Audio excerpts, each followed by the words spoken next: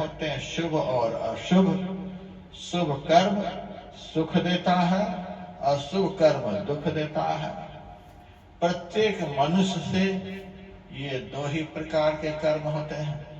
24 घंटे हम कर्म करते हैं, लेकिन संक्षेप में दो ही प्रकार के कर्म होते हैं, शुभ कर्म और अशुभ कर्म। किसी से ज्यादा शुभ कर्म होता है, किसी से कम अशुभ होता है, किसी से अशुभ ज्यादा होता है, शुभ कम होता है, किसी से दिन रात अशुभ ही होता है। और कोई कोई संसार में संत होते हैं जिनसे केवल शुभ कर्म ही होते हैं, जिनसे कभी अशुभ कर्म होता ही नहीं, उन्हीं को संत कहते हैं। और जिनसे कभी अशुभ कर्म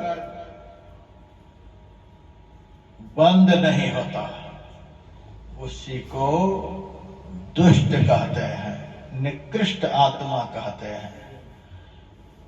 और जिनसे शुभ अशुभ दोनों होते हैं, उनको मिश्रित आत्मा कहते हैं, मिश्रित कर्म करने वाले कहते हैं। दोनों कर्मों को मिला जुला करके कर रहा है। लेकिन याद रखिए, भगवान शिव का वचन है, जो भी कर्म इस शरीर से बन जाएगा, उसका फल इस जन्म में हो, आगे के जन्म में हो, 100 जन्म में हो, लाख जन्म में हो, भोगना ही पड़ेगा। यह सुनिश्चित है। तो दो तरह के कर्म, शुभ और अशुभ, यह जीव रूपी आत्मदेव का किया हुआ है। आत्मदेव के दो पुत्र हुए, धुंधकारी और गोकर्ण।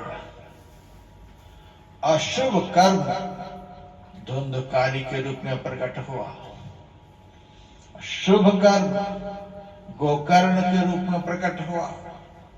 गोकर्ण से आत्मदेव को सुख मिला है, शांति मिली है।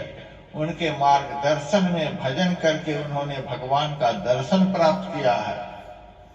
और अशुभ कर्म धुंधकारी के रूप में उनके सामने आया, जिस कर्म ने उनको सारे जीवन रुलाता ही रहा। फिर किसी संतों ने बताया कि प्रत्येक मनुष्य के अंदर में 14 इंद्रियां काम करती हैं। 14 इंद्रियों में सबसे श्रेष्ठ इंद्री का नाम है मन। प्रत्येक मनुष्य का मलिन मन जो है, वही धुंधकारी है। वह किसी का नहीं सुनता है। सत्संग में बैठे हुए हैं, तन यहां बैठा हुआ है, अब मन कभी घर चला जाता है, परिवारों में चला जाता है, दुनिया में चला जाता है, दुनिया का चिंतन करने में लग जाता है। तन कहीं है, मन कहीं है। यह चंचल चलायमान निकृष्ट मन ही धुंधकारी है। और 5 वेश्याओं को धुंधकारी अपने घर में रखता था, उसी के साथ दिन रात रहता था, उसी को खुश करने में रहता था। एक दिन उन 5 वेश्याओं ने ही उसकी जान ले ली। इसका मतलब क्या है? 5 वेश्या क्या है? रूप, रस, गंध, स्पर्श और शब्द। भागवत में 6 वेश्या की चर्चा नहीं है, 4 वेश्या की चर्चा नहीं है। इसीलिए मैंने बताया, हर कथा के पीछे रहस्य है। 5 वेश्या को घर में रखता था, यानी 5 विषयों के वश में हम लोगों का मन रूपी धुंधकारी रहता है। और इन्हीं पंच विषयों को प्रसन्न करने में यह मन रहता है। इसीलिए इस मन को व्यभिचारी कहा जाता है। पंच विषयों को अविवेक पूर्वक भोगने वाला जो हमारा चंचल मन है, इस मन को ही व्यभिचारी धुंधकारी कहा गया है। और एक दिन जिस विषय को यह मन भोगता है, वह विषय ही इसको दुख देता है, इसका नाश कर देता है। तो संसार का विषय भोगने में जो अनुरक्त रहेगा, तो एक दिन वही विषय उसका सर्वनाश कर देगा। तो पंच वेश्याओं ने ही उसको समाप्त किया। विषय भोगों में लिप्त हुआ मन प्रेत के समान दुखदायक होता है। धुंधकारी प्रेत बना है, आत्मदेव प्रेत नहीं बना। यानी पंच विषयों में लिप्त हुआ मन ही प्रेत के समान चंचल चलायमान दुखदायक होता है। और सत्संग में लगा हुआ मन, भजन में लगा हुआ मन, संतों की शरण में लगा हुआ मन देवता के तुल्य होता है। 7 दिनों तक धुंधकारी ने भगवान की कथा का श्रवण किया, संत गोकर्ण का दर्शन किया, संत का संग किया और संत के कहे अनुकूल रात्रि में उन्होंने भगवान का चिंतन भी किया। तो जो मन पंच विषयों के सेवन के द्वारा प्रेत के समान बन जाता है, वही मन संत संग के द्वारा, भगवत कथा के द्वारा देव तुल्य हो जाता है। और आपने यह भी सुना था, 7 गांठ वाला जो बांस था, उस बांस के अंदर घुस करके कथा को सुनता था और प्रतिदिन एक एक गांठ फटती गई। 7वें दिन 7 गांठें फट गई और वह देवता बन गया।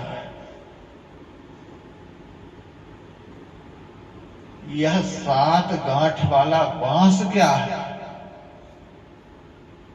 संतों ने बताया, हम लोगों का जो शरीर है, इस शरीर में 7 गांठें हैं। मूलाधार, स्वाधिष्ठान, मणिपूरक, अनाहत, विशुद्ध, आज्ञा चक्र और सहस्रार चक्र। प्रत्येक मनुष्य के अंदर ये 7 गांठें हैं। जब तक ये 7 गांठें बनी हुई रहती है, तब तक जैसे प्रेत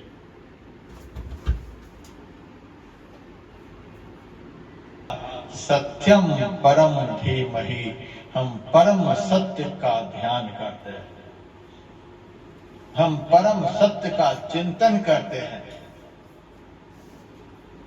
जब भागवत का महात्म मैंने आप लोगों को सुनाया था, उस महात्म में भगवान कृष्ण का नाम लिया गया था। लेकिन भगवान कृष्ण कैसे, भगवान कृष्ण का स्वरूप कैसा,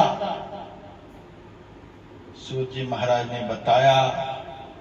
भगवान कृष्ण का स्वरूप सत्य, भगवान कृष्ण का स्वरूप चिद, भगवान श्री कृष्ण का स्वरूप आनंद। सत्य कहते हैं जिसका परिवर्तन नहीं होता है, विनाश नहीं होता है, जो सदैव एक समान रहता है, जिनमें कभी अभाव नहीं होता है। यदि किसी शरीरधारी को हम भगवान कहेंगे, परमात्मा कहेंगे, यह अर्थ नहीं सटीक बैठेगा, क्योंकि सत्य का अभाव नहीं होता है। भगवान कृष्ण ने गीता में कहा है, ना सतो विद्यते भावो ना भावो विद्यते सतः।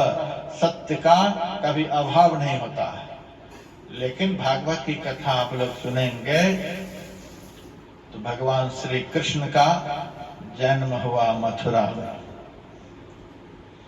और रातों रात भगवान को वसुदेव जी ने ब्रज में पहुंचा दिया। मथुरा में भगवान कृष्ण का अभाव हो गया। अब देवकी रो रही है श्री कृष्ण के विरह में, श्री कृष्ण यहां से चले गए। 11 साल 55 दिन तक भगवान श्री कृष्ण ब्रज में रहे। उसके बाद ब्रज से मथुरा आ गए, तो वहां यशोदा मैया रो रही हैं श्री कृष्ण चले गए। भगवान कृष्ण कहते हैं सत्य का अभाव नहीं होता है। वहां मथुरा में अभाव दिख रहा है, इसीलिए देवकी रो रही है, और ब्रज में भगवान का अभाव दिख रहा है, इसीलिए यशोदा रो रही है। और लगभग 100 साल तक भगवान कृष्ण द्वारिका में रहे, और 100 साल के बाद द्वारिका को छोड़कर भगवान प्रभास क्षेत्र में चले गए। अब द्वारिका में भगवान का अभाव हो गया, द्वारिका वासी रो रहे हैं, भगवान चले गए यहां से। और एक ही दिन प्रभास क्षेत्र में भगवान रहे, सारे यदुवंशी वहां समाप्त हो गए, और भगवान श्री कृष्ण ने भी इस देह का त्याग करके गोलोक धाम चले गए।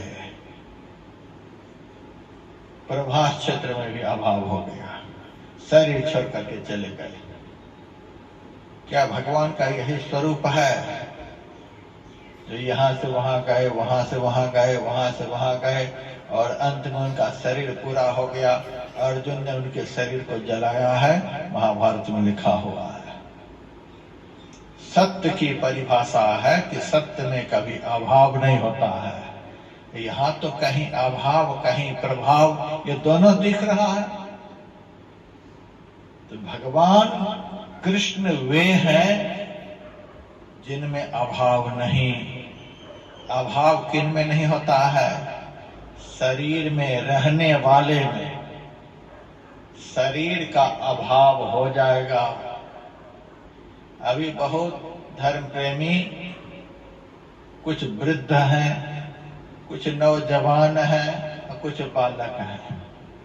जो वृद्ध हो गए उनकी देह में जवानी का अभाव हो गया, बचपन का अभाव हो गया, देह में अभाव हो गया। लेकिन जो वृद्ध हुए, जो वृद्ध कहला रहे हैं, यथार्थ में वे वृद्ध नहीं हुए, उनकी देह वृद्ध हो गई है। आत्मा न बाल्यावस्था में जाती है, न तरुणावस्था में जाती है, न वृद्धावस्था में जाती है।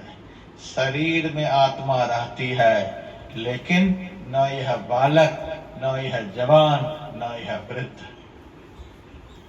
उस आत्मा में कभी अभाव नहीं होता, न पहले अभाव, न अभी अभाव, न भविष्य में अभाव। शरीर पहले नहीं था, अभी भी एक समान नहीं है, आगे नहीं रहेगा।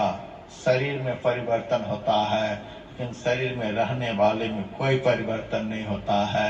जिसमें परिवर्तन नहीं होता, जिसमें कोई अवस्थाएं नहीं होती, जो सदैव एक समान होता है, जो सब जगह होता है, जिसका कभी अंत नहीं होता है, उसी तत्व को ईश्वर कहा गया है। तो भगवान कृष्ण को किस रूप में भागवत में माना है कि जिसमें कभी अभाव नहीं होता, जो शाश्वत है, जो सदैव एक समान है। इस रूप में भगवान कृष्ण को हम लोगों को देखना है। वे सदचिद आनंद के स्वरूप हैं। उनमें सर्जन, पालन और संहार करने की ताकत है, और उनकी दया जिस जीव के ऊपर हो जाती है, उस जीव के तीनों दुख समाप्त हो जाते हैं, तीनों ताप समाप्त हो जाते हैं।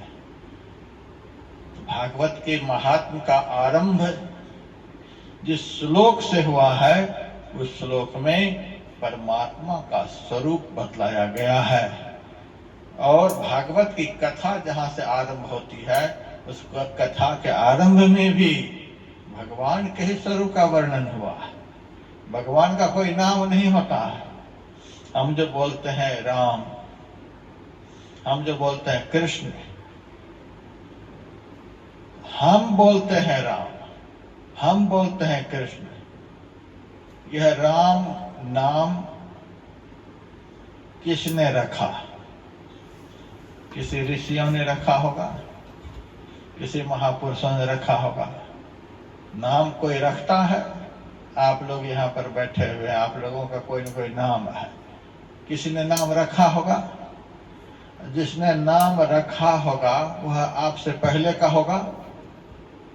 जितने लोग यहाँ बैठे हुए हैं, सबका कोई न कोई नाम है। किसी ने नाम रखा होगा, चाहे पिता रखे हों, माँ रखी हो, बड़े भाई रखे हों, और कोई रखे हों, पौरोहित रखे हों। जो नाम रखे होंगे वे आपसे बड़े होंगे, आपसे पहले के होंगे।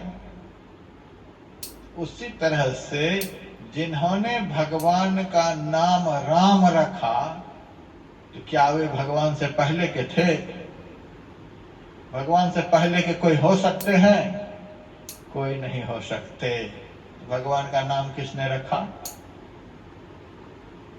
भगवान का कोई नाम नहीं, क्योंकि उनसे पहले का कोई नहीं है।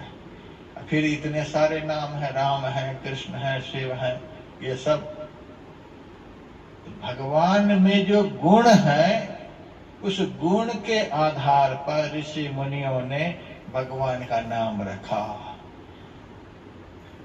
राम का अर्थ क्या होता है? रमन्ते योगिनः यस्मिन् इति रामः। जिसमें योगी जन सदैव रमन किया करते हैं, उसको राम कहते हैं। जो सब में रमन करते हैं, घट घट में व्यापक है। इस गुणवत्ता के आधार पर संत ने भगवान को राम कहा। वे सब में रमन कर रहे हैं। कृष्ण का अर्थ होता आकर्षण करने वाले, आकृष्ट करने वाले। सबके अंदर में परमात्मा सबके चित्त को आकृष्ट कर रहे हैं। इसीलिए तो सब सुख चाहते हैं। एक भी आदमी दुख चाहते हैं? कोई दुख नहीं चाहते, सब सुख चाहते हैं। सुख है किसमें? सुख है परमात्मा में। हमारे अंदर में सुख की जो कामना है, यथार्थ में परमात्मा की ही कामना है। हम लोग आनंद चाहते हैं। आनंद है किसमें? आनंद है परमात्मा में, पदार्थ में नहीं। तो सब आनंद चाहते हैं। भीतर से आनंद की जो चाहना है वह परमात्मा की ही चाहना है। सब अपना कल्याण चाहते हैं। कल्याण पदार्थ में नहीं है, कल्याण परमात्मा में है। इसीलिए भीतर से सब परमात्मा को ही चाहते हैं। तो जिनकी चाहना सब करे, उसी पदार्थ को कृष्ण कहते हैं। सबके चित्त को अपनी ओर आकृष्ट कर रहे हैं। उस आकर्षणकारी तत्व को ही संतों ने, ऋषि मुनियों ने कृष्ण कहा है। शिव का अर्थ होता है कल्याण करने वाले। परमात्मा को छोड़कर इस जीव का कल्याण संसार में कोई भी नहीं कर सकता। इसीलिए परम कल्याणकारी तत्व जो परमात्मा है, उस परमात्मा को संतों ने, ऋषि मुनियों ने शिव कहा। पहले के नहीं है ऋषि मुनि महात्मा। ऋषि मुनि महात्मा तो परमात्मा का भजन करके हुए हैं, लेकिन परमात्मा के गुण के आधार पर ये सब नाम रखे गए हैं। परमात्मा से पहले के कोई भी नहीं है। इसीलिए सूत जी महाराज ने महात्म के आरंभ में परमात्मा का नाम कृष्ण रखा। फिर उनके मन में हुआ समाज के लोग कहीं भ्रमित न हो जाएं कि भगवान का नाम होता है, भगवान से पहले का भी कोई हो सकता है। समाज भ्रमित हो जाएगा कि भगवान से पहले का कोई रहा होगा, तभी तो भगवान का नाम रखा गया है। समाज भ्रमित न हो, इसीलिए भागवत के आरंभ में भगवान का नाम ही नहीं दिया। भगवान से पहले का कोई भी नहीं, जो सबसे पहले का है उसी को ईश्वर कहते हैं, परमात्मा कहते हैं।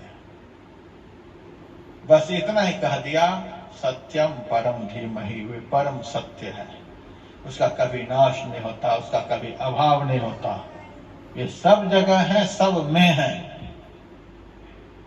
ऐसा भाव दिखलाया।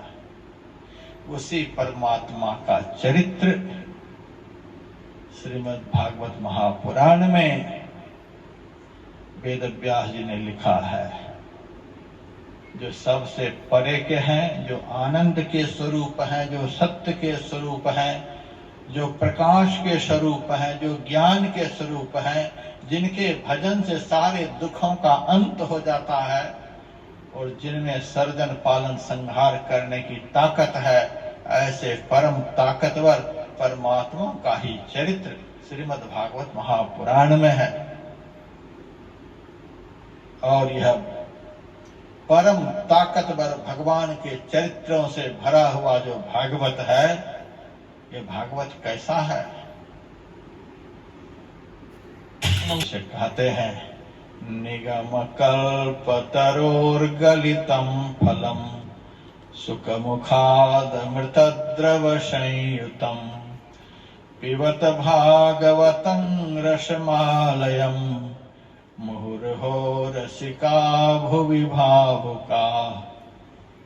4 वेद हैं और यह भागवत क्या है? 4 वेद कल्प वृक्ष के समान है। उस कल्प वृक्ष का फल यह भागवत महापुराण है। निगम कल्प तरोर गलितम फलम, वेद रूपी कल्प वृक्ष का सुंदर पका हुआ फल यह भागवत महापुराण है। तो वेद व्यास जी से कोई पूछा होगा, आप श्रीमद् भागवत महापुराण को वेद रूपी कल्प वृक्ष का सुंदर पका हुआ फल बतला रहे हैं, तो फल में तो छिलके भी होते हैं, गुठलियां भी होती हैं, तो भागवत में त्याज्य अंश कौन सा है? गुठली को लोग फेंक देते हैं, छिलके को फेंक देते हैं, गूदा को खा लेते हैं, तो फल में कुछ त्याज्य अंश होता है, कुछ ग्राह्य अंश होता है। आप भागवत को सुंदर पका हुआ फल बता रहे हैं, इसमें त्याज्य अंश क्या है, त्यागने योग्य क्या है? भगवान वेद व्यास जी ने कहा, श्रीमद् भागवत महापुराण अर्थात संत भगवंत का जो चरित्र है वह किसी भी काल में त्यागने के योग्य नहीं है। इसमें भगवान का चरित्र भरा हुआ है। भगवान का कैसा भी चरित्र क्यों न हो, वह त्यागने के योग्य नहीं हो सकता। हरियाणा में जब मैं कथा सुना रहा था तो किसी तार्किक बुद्धि के आदमी ने मेरे से कहा, किस भगवान की कथा सुनाने के लिए जा रहे हैं? जो भगवान गोपियों के घर घर में जाकर के चोरी करते थे, उसी चोर भगवान की कथा सुना रहे हैं। मैंने कहा, तुम्हारे घर तो नहीं गए कभी चोरी करने के लिए, तुमको क्या तकलीफ है? जिनके घर चोरी करने के लिए गए उनको कोई तकलीफ नहीं। किसी भी गोपियों के विषय में बता दो कि जिस गोपी के घर भगवान चोरी के लिए गए हैं उस गोपी को कोई तकलीफ हुआ हो। जिनके घर में चोरी हुई वे तो आनंद के बधावा बजा रहे हैं, तुमको क्या तकलीफ हुई? तुम्हारे घर तो कभी गए भी नहीं, जाएंगे भी नहीं कभी। जो भगवान को चोर बताए, जो भगवान में दोष दर्शन करे, उनके घर तो भगवान कभी जा ही नहीं सकते हैं। जो भगवान के हर चरित्र में आनंद का अनुभव करे, भगवान तो वहीं प्रवेश करते हैं। तो चोरी की चर्चा भागवत में है, तो भी अनादिकाल से इस कथा को लोग सुन रहे हैं, चोरी की बात भी सुन रहे हैं। अब समझिए, यह प्रसंग भी भागवत से त्यागने के युग नहीं है। चोरी की चर्चा भी है। एक से अनेक शादी कोई कर लेते हैं तो लोग उनका मुंह देखने लग जाते, कैसे पापी आदमी, एक शादी कर ली, 2 कर ली, 3 कर ली। यहाँ तो 16,108 शादियां भगवान ने की। वो अभी भागवत में लिखा हुआ है, लोग पढ़ रहे हैं और सुन रहे हैं। वो अभी त्यागने के युग नहीं है।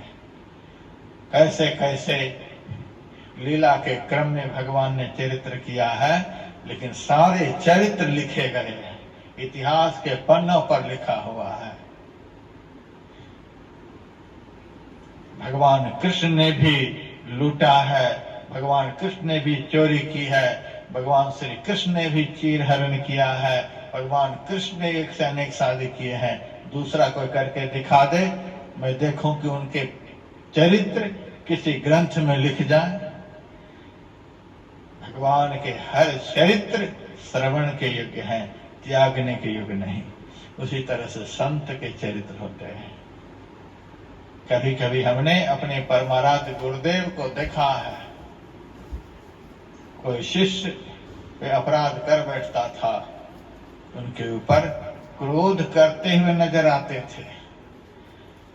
जब उनसे बाद में पूछा जाता कि सरकार, संत में तो क्रोध नहीं होता है, लेकिन आज आप क्रोध करके दिखला रहे थे। गुरुदेव कहते, संत में अवश्य क्रोध नहीं होता है, लेकिन कभी कभी जब ज्यादा रोगग्रस्त व्यक्ति सामने आ जाता है तो उनकी सर्जरी करने के लिए थोड़ी देर के लिए क्रोध को बुला लेते हैं और उनकी सर्जरी करके क्रोध को फिर अपनी जगह भगा देते हैं। जा, अब तुम्हारा काम हो गया। हम लोग ऐसा नहीं कर सकते।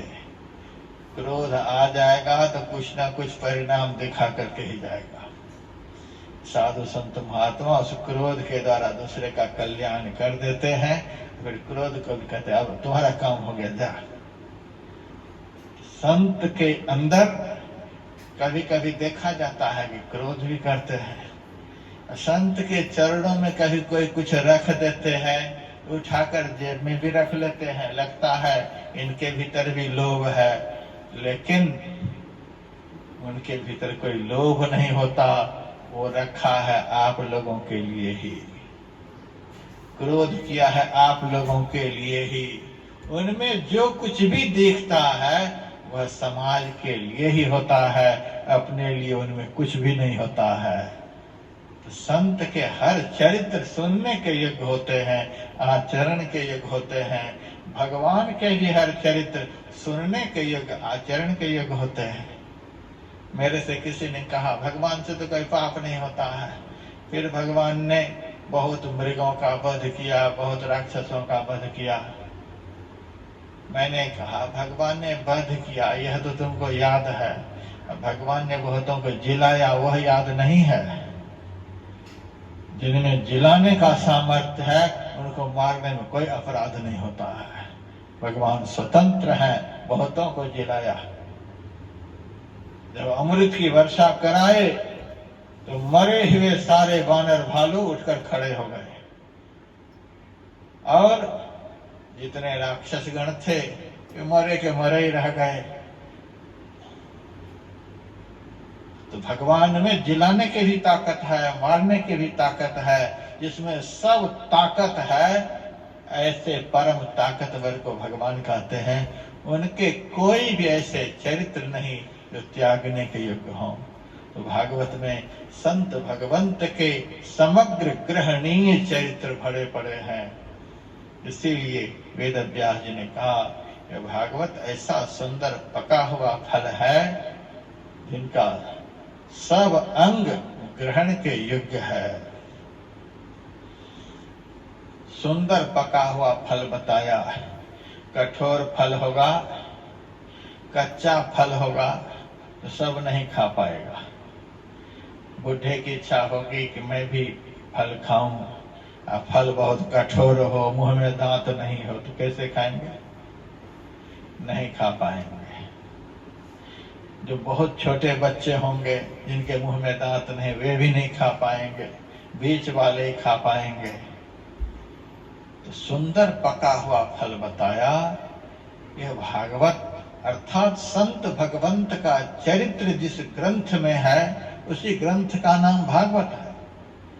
संत भगवंत के चरित्र ऐसे निर्मल, ऐसे कोमल, ऐसे मुलायम होते हैं कि बच्चे ही सुनकर अपने जीवन का निर्माण कर सकते हैं, नौजवान निर्माण कर सकते हैं जीवन का।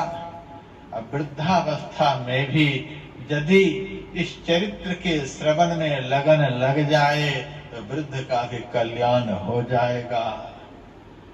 जो भी चाहे वे अपना कल्याण कर सकते हैं। ऐसी है भगवान की लीलामयी कथा। इसीलिए का सुंदर पका हुआ फल। लेकिन तार्किक लोगों ने कहा हमको फल से संतोष नहीं हो रहा है, क्योंकि फल में त्याज्य अंश होता है। वेदव्यास जी ने कहा अब सुनो, भागवत ऐसा सुंदर पका हुआ फल है जिसमें छिलके गुठली कुछ भी नहीं है। अमृत द्रव संयुतम, सुख मुखाद अमृत द्रव संयुतम। यह अमृत द्रव के समान है, यह रस के समान है। रस में न छिलके होते हैं न गुठली होती है। तुमको फल में संतोष नहीं हो रहा है, फल पर टिप्पणी कर रहे हो कि इसमें छिलके गुठली होती है। चलो, ये फल नहीं है, यह अमृत रस है, केवल रस है इसमें। और सुखदेव ऐसा तोता के मुंह से इसका संस्पर्श हुआ है, इसीलिए बड़ा मीठा रस है। मैं वृंदावन गया हुआ था एक बार, सड़क के किनारे एक माई अमृत बेच रही थी। उस माई से मैंने कहा कि माई, मुझे तो पता नहीं तुम्हारा कौन सा अमृत मीठा है, तो जो बढ़िया मीठा अमृत हो 1 किलो दे दो हमको। तो माई चुन चुन करके हमें साधु समझ करके अमृत तराजू के ऊपर रख दिया। लेकिन सारे अमृत खाए हुए थे। मैंने कहा साबुत अमृत को तुमने टोकरी में रख लिया है, खाए खाए हुए अमृत को तराजू पर मेरे लिए, सारे जूठे अमृत नहीं, मेरे खाए हुए नहीं है, मेरे बच्चे के खाए हुए नहीं है, ये तोते के खाए हुए हैं। तोता ने इस अमृत को खाया है। और आपने कहा था कि बढ़िया देना, इसीलिए यह तोता का खाया हुआ दे रही हूं। मैंने कहा तोता का खाया हुआ क्या हो गया इसका मतलब? उन्होंने कहा एक भी अमृत महाराज खट्टा नहीं होगा, बहुत मीठा होगा। क्यों?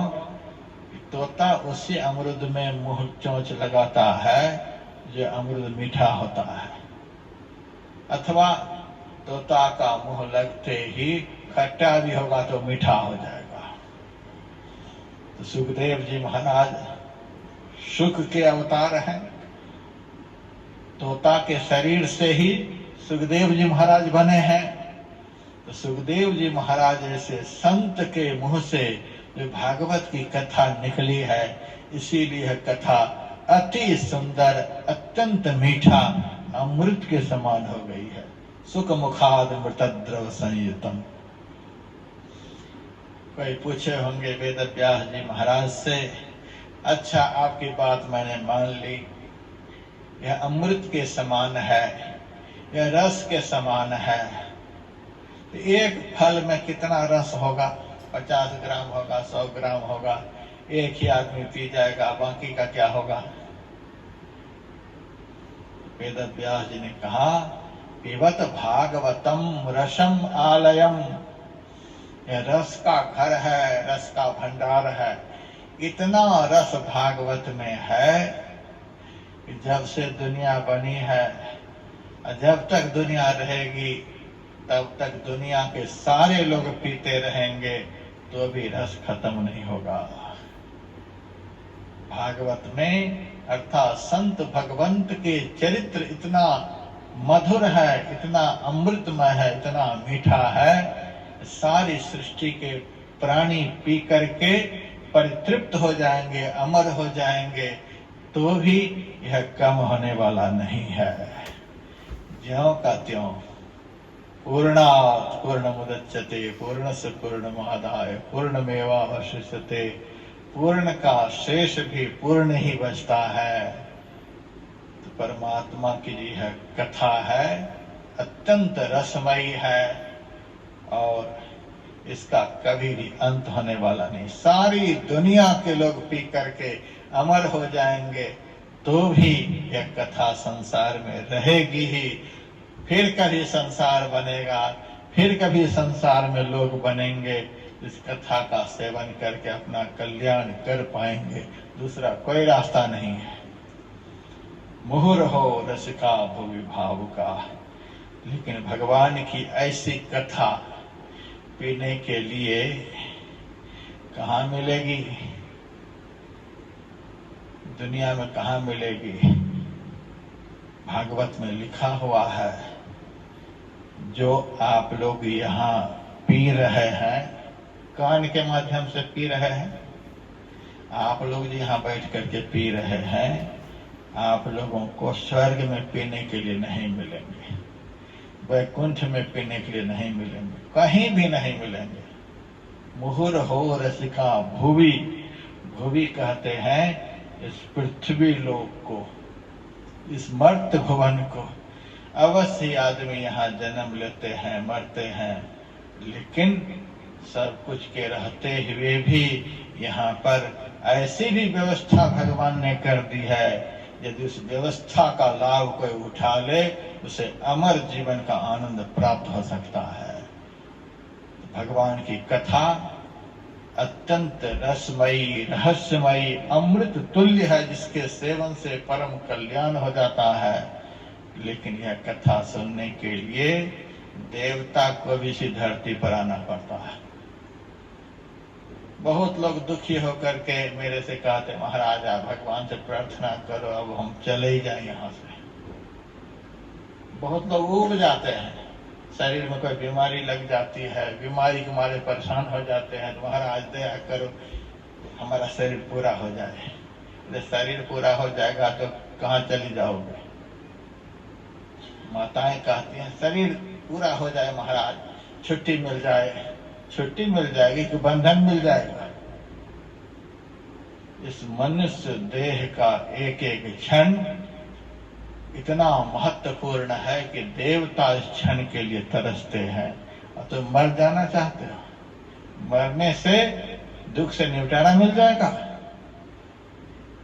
इसी मनुष्य तन से सारे दुखों से निपटारा हो सकता है और किसी शरीर से नहीं। लोग सोचते हैं मर जाने के बाद हम सुखी हो जाएंगे, दुख से पिंड छूट जाएगा। अभी तो जीवन में दुख मिलता है तो सुख भी मिलता है। अभी तो जीवन में दुख से छूटने का सारा उपाय भी प्राप्त हो सकता है। जब मनुष्य तन हाथ से निकल जाएगा तब दुख के अलावा कुछ भी हाथ में नहीं रहेगा। यह मत समझो कि मरने के बाद हम दुख से छूट जाएंगे। अभी तो 80 साल का दुख है, 90 साल का दुख है, तो मरने के बाद फिर मनुष्य बनने में 2.25 अरब वर्ष के समय लगते हैं। मनुष्य शरीर से जीव निकल जाए, फिर मनुष्य शरीर में आने में 2.25 अरब वर्ष के समय लगते हैं। तब तक केवल दुख ही दुख मिलता रहता है। तो मरने से दुख से छुटकारा मिलेगा कि दुख बढ़ जाएगा? इसका एक एक क्षण बड़ा ही महत्वपूर्ण है। इसीलिए भगवान वेद व्यास जी लिखते हैं, मुहुर्हो रसिका भुवि भावुका, हे समर्थ भुवन पर जन्म लिए हुए भाग्यवान महापुरुषों, इस कथा रूपी अमृत का प्रेमी बन जाओ। इस कथा रूपी अमृत का दिन रात सेवन करने में लग जाओ। सदा सेव्या श्रीमद् भागवती कथा, यह भगवान का चरित्र सदा सेवन के योग्य है। कल्याणमय है, इसका रसास्वादन निरंतर करते रहो। इतना जब सुनाया सौनकादि ऋषि बड़े प्रसन्न हुए। उसके बाद सौनकादि ऋषि सूत जी महाराज से पूछते हैं, महाराज सुनने में आया है कि भगवान कृष्ण ने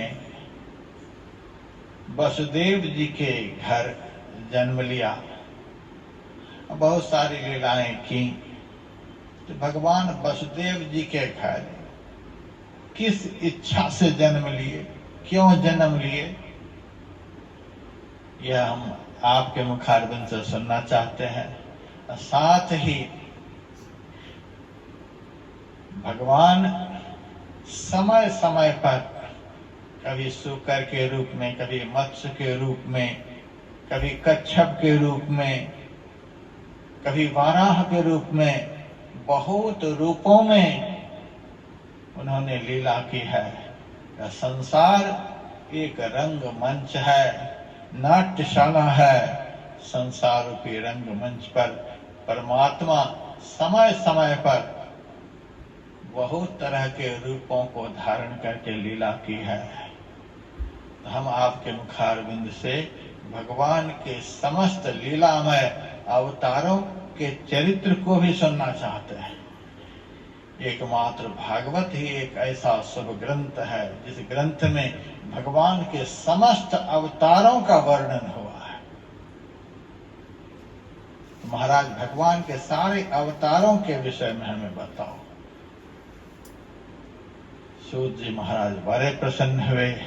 यदि कभी जीवन में साधु संत महात्मा मिल जाए, इधर उधर की बातें मत करना। इस तरह की बातें भगवान के प्यारे संत के सामने बैठकर करना, जो बात आगे जाकर के कोई इतिहास का रूप धारण कर ले।